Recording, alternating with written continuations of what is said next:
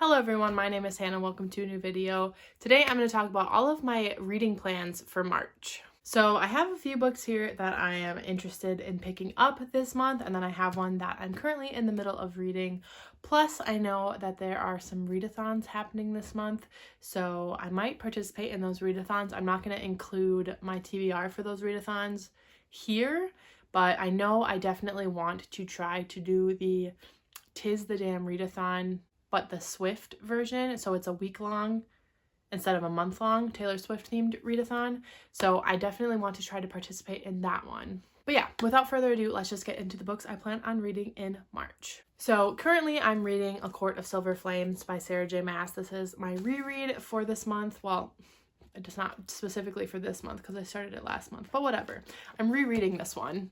And I'm right now on chapter 13, page 145, but I still have a couple days left until March, so I might get a little bit further in it by the time this video goes up. But that's okay. I know I won't finish it before March, so I'll be starting the month out with this one.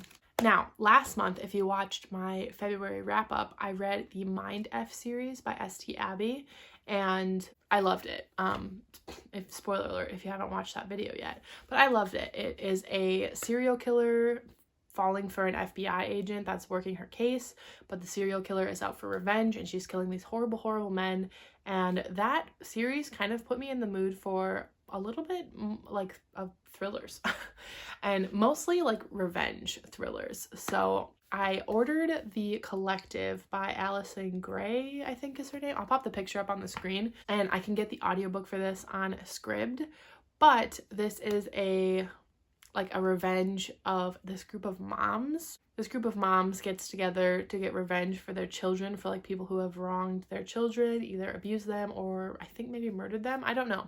I just know it's a revenge story, so I want to give it a shot. And then the other like revenge thriller that I'm really looking forward to reading this month is Razorblade Tears by S.A. Cosby. Is that right? I don't know. I don't know. I don't have it written down either, so I can't like look at it. Anyways, I know that that is a revenge story of these two dads. Their sons were married and they were murdered, and so these two dads like team up to try to get revenge. I do know though that the two dads are like homophobic, and one of them I think is pretty racist, so I'm not sure how I'm gonna feel about that. Like I want to be able to root for the characters, you know, so I don't know how I'll feel about that one, but I'm gonna give it a try because I know a lot of people really like it, so I just want to give it a shot and see how I feel about it. I'm going to add that to my book of the month box, so whenever I get that box is when I'll probably be picking that one up. I still don't know what the like monthly picks are for book of the month, so I'm probably gonna choose the thriller option for that one.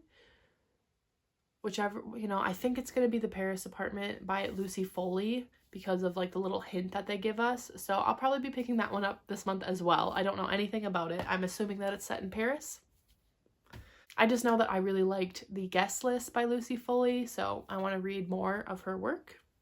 I also managed to find Pretty Little Wife by Darby Kane at Half Price Books for $7.99, so it's even cheaper than if I would have done this as an add-on. I don't know that this is a revenge story, but I know it's like kind of like a thriller, a suspense, where this woman, Lila, her husband ends up dead, and they live in this college town. There was a student that went missing, and now her husband is like a beloved high school teacher. And it says, with the small town in an uproar, everyone is worried about the whereabouts of the beloved high school teacher. Everyone except his wife.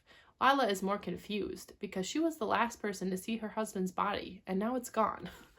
And then at the very top it says, shouldn't a dead husband stay dead? So that sounds like it'll be like a rip-roaring good time. So I'm going to pick this one up this month.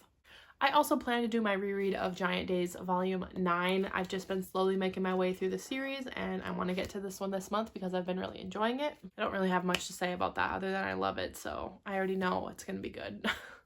Another book that I definitely want to try to get to this month is A Curious Beginning by Deanna Raybourn, I think is how you say it. I don't know. I don't have the books here, so I can't look at it.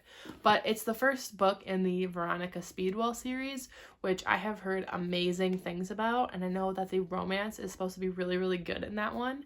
Like the tension, the buildup is supposed to be amazing. So I really want to try to give it a shot. And I know it's like a mystery, but it's set in like Victorian England, I think, like early 1800s. So I want to give that one a shot because I think, you know, a mystery would be fun. So I ordered that book on Depop, so it should arrive sometime this month. But they did a bundle, a book bundle of the first 4 books for $25. So I ordered it. Hopefully I like it, because if I don't, I do this every time where I order the whole series. This isn't the whole series, it's the first 4 books, but still, I order more than the first book, and then if I don't end up liking the first book, I'm like stuck with all these books. So hopefully I do end up liking it. I feel like I will, but it felt like such a good deal, I couldn't pass it up, so.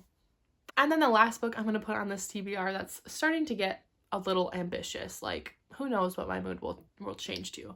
But I've had this on my physical TBR for a few months now, and I want to finally get to it. And it is Wuthering Heights by Emily Bronte. I have this really nice, stunning edition with illustrations by Marjolaine Baston. I read this version of Pride and Prejudice with like, there's like stuff tucked in the pages. Let's see if I can find something that's like, here's a little thing stuck in the pages. There's like little notes and stuff. Like there's letters. Like there's just, I don't know. It's just a fun time to read like a classic. Look at a map of West Yorkshire. Just seems like it'll be really fun. I'm gonna listen to the audiobook for this one and follow along, which is what I did for Pride and Prejudice, because I just feel like that's the best way to do classics, and I really, really like this edition. So I want to get to this one. I feel like I'm going to really like it. I know it's very hate to love, and I've seen some quotes from this, but I don't really know the story very well. So I do want to finally get to this one, and I'm putting it on this TBR in hopes that I will get to it this month.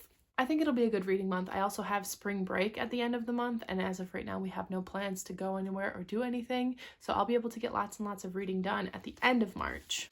If you made it to the end of this video, put the little detective emoji, because I'm in the mood for like mysteries and thrillers right now, so put the little detective emoji. And thank you so much for watching this video. If you liked it, you can let me know by liking and subscribing down below. It really helps to support me and my channel, and I will see you all in my next video. Bye!